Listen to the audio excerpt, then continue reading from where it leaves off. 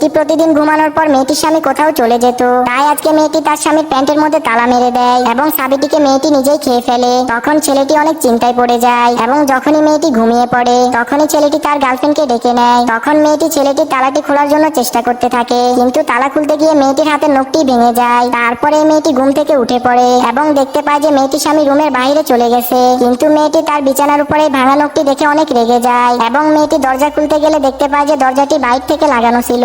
তখন মেয়েটি এই ছিদ্র দিয়ে দেখতে থাকে। তো মেয়েটি কি দেখতে পেল তা দেখার আগে বাবার পকেটে যদি শুধুমাত্র 10 টাকাও থাকে, চাওয়ার সঙ্গে সঙ্গে সেটি আমাদেরকে দিয়ে দেয়। সেই বাবাকে মন থেকে ভালোবাসলে ভিডিওতে একটি লাইক দিয়ে চ্যানেলটিকে সাবস্ক্রাইব করে দাও এবং পারলে বাবার জন্য কমেন্টে ইমোজিটা দিয়ে যাও।